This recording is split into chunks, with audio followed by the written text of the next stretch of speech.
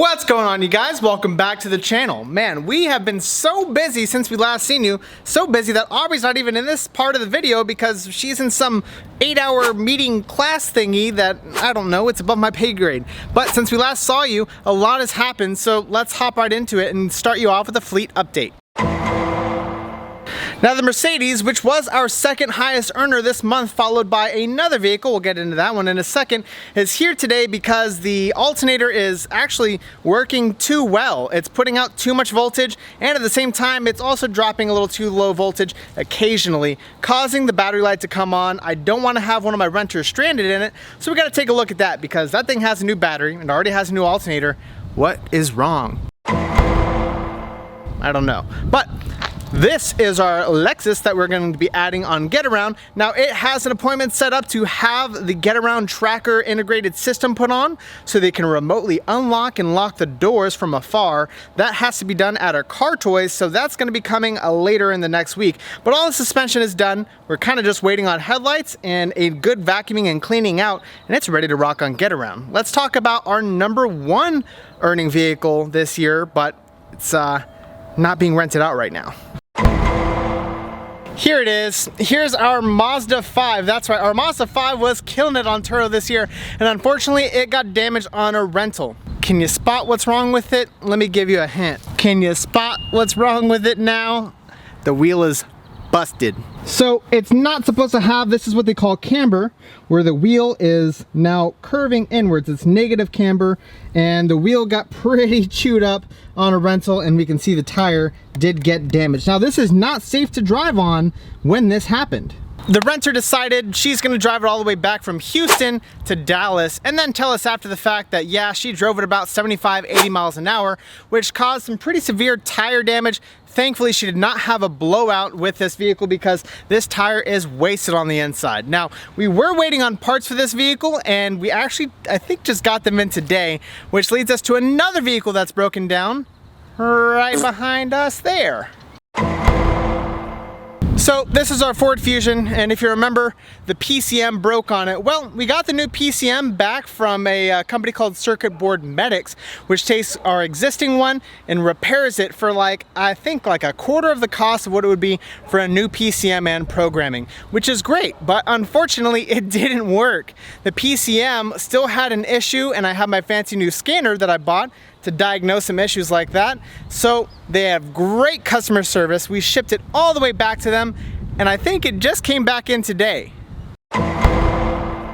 And it did come in.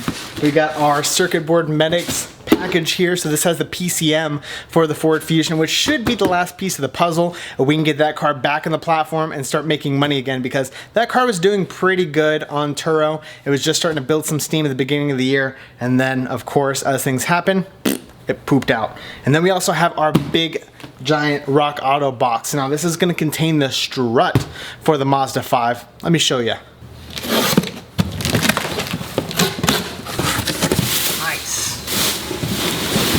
Now, I have to assume that whenever she blew out the right rear tire in that vehicle and also damaged that front right suspension, we have to replace a lot of this stuff in pairs because the vehicle is already pretty old. It's coming up on 12 years old right now, and honestly, it's probably due for suspension anyway, so we might as well not cheap out and make this as an opportunity to repair and replace a lot of the existing suspension components, so that way when we put it on the alignment, everything's going to balance out nice and smooth. So, one strut for the front. Ooh, goody. One strut for the rear. A new shock for the rear. The magnet. Let me show you my collection. Put that one up there. Put that one up there. Ooh, I'm so excited. Let's go ahead and install this PCM in the Ford Fusion, and hopefully it starts up. Oh, what are you guys doing in there? All right, man, seems like it's been forever. Now we just gotta put it down there, install the battery, and crank her over. Well, that's what's supposed to happen, and hopefully it starts. Yee. Nice.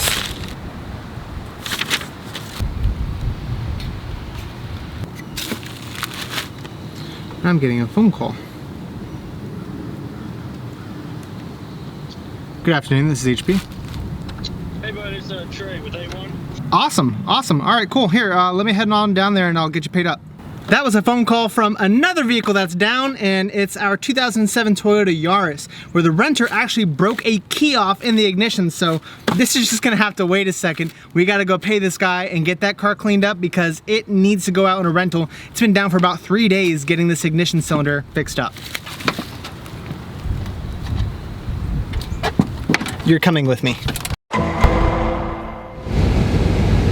Nice Ford Transit. Howdy, howdy, howdy. What's going on, man? I think I saw you up there the other day. I was gonna say, yeah, yeah, your trucks are just left it down there. Wonderful. I'm gonna throw I can take it if you want to get rid of it. Or... Nah, you're fine. I'll throw it to the guy who broke it. Now with this key issue solved, we can get this car back in the platform, but of course we have to gas it up and wash it.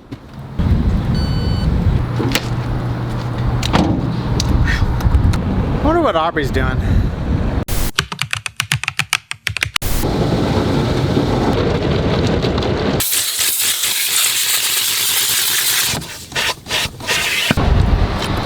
Beep beep. And now that that's done, we can get... What? Firestone called and the Mazda 3 is ready to be picked up. Oh, the Mazda 3. Forgot about that car. That's right, our Mazda 3 is also damaged because a renter refused to bring the vehicle back. Eventually they did, and we can see why they refused. Maybe they were looking for the hubcaps that they lost. They were missing 3 out of 4, and 3 out of the 4 wheels were bent severely. Had a bunch of curb rash on them and bent the steel wheel of the lip, causing the hubcaps to fly off when he was driving back. So I had to take that car all the way down to Dallas. My good buddies over at 360 Wheel Repair, my buddy Bill worked his magic, and now the wheels are fixed. We got it back over to Firestone to get the alignment all corrected, and now we can wash, vacuum, clean that car and get it ready, I guess, before we do this fusion. And since Aubrey can't drive me, I have to take the other means of transportation. It's a sledgehammer.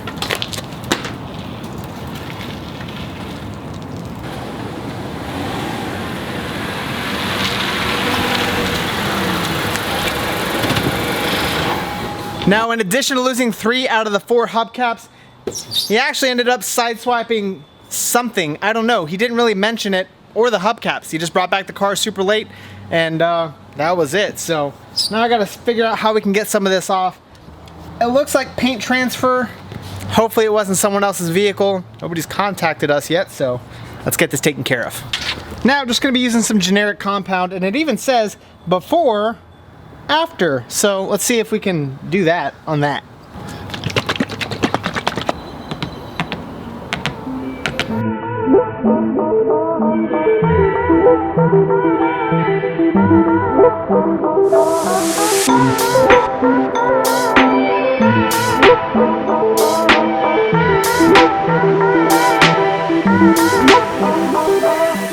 Just like that, all taken care of. Looks way better than it did. Got a lot of those scratches and scuffs removed. Still some fine line ones, but nothing too bad to worry about. The headlight, unfortunately, does need to be polished, but that's gonna need a headlight restoration, and that's the best I can do on a short notice because this car is ready to go out on a rental because I have somebody returning it, and that same car they're currently renting is going out on another rental tomorrow. So a lot of things to juggle. Last thing to do is get these hubcaps on, and then I can move on from this car to the Ford Fusion again.